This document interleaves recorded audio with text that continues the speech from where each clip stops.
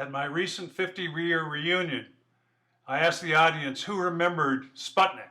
Hands flew up and I said, what did we do? And everybody said, we went to the moon. Yeah, we did. There was a lot of steps in between. Remember the excitement? Hey, we had a fountain that could be controlled and shoot in different directions way before Bellagio did. And we had the Pacific Science Center. Look how cool those buildings look, even back then, and the Space Needle. And look at the cars. Science was cool. I mean, this is kind of what we grew up in, the space race going on. Okay, first of all, you had the Russians were the first ones to orbit someone around the Earth, Yuri Gagarin, followed by John Glenn in February the following year. So we were behind the Russians. They were kicking our butts. And then our president said, you know what? We're going to go to the moon. And we're going to get there by the end of this decade. So it was an attitude, you know, it was a cool attitude. And that's kind of when we came into Highline. There was an attitude that we were good, we were going to win.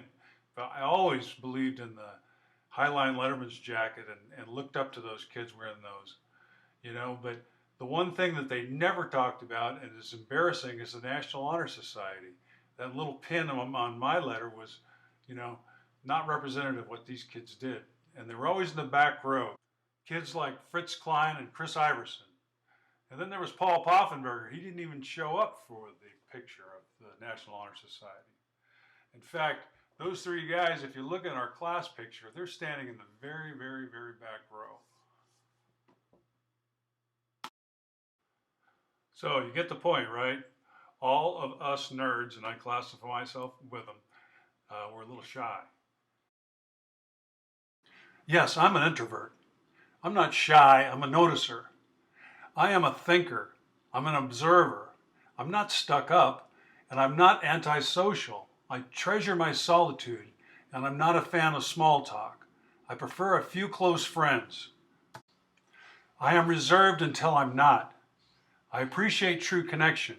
If we connect, you matter to me. But then there was the sly side, too, of Paul Poffenberger. In fact, they were able to slip this picture into our yearbook showing us drinking beer with my Letterman jacket, Chuck McNeil and me drinking with our Letterman jackets on. That was totally against the rules in those days. Paul said his math teacher, Vern Johnson, was the one who convinced him to take up physics. His instruction gave Paul a great head start in both math and physics courses at WSU. A few weeks after our graduation from high school, we were standing on the moon. Paul moved to Vancouver to do his MSc at the UBC, where the new cyclotron Triumph was near completion, and where he met his wife, who was from Tokyo. He then moved to Victoria to do his PhD in nuclear physics at the University of Victoria. He continued to run experiments based at the Triumph cyclotron in Vancouver. By the time he had finished his PhD, he was married and with the first of his two daughters, both of whom now have 6 families and successful careers of their own. During his studies of high-energy physics, colleagues realized they had no picture of a camera-shy Paul, so one lady said, I'll just sketch him for our directory, and here it is. Quoting Paul, the way we produce new particles is to smash together normal particles, protons, in the case of the LHC, at very high energy to turn that collision energy into mass. We then detect all the newly created particles that come flying out from that collision using huge particle detectors that are built around the collision point.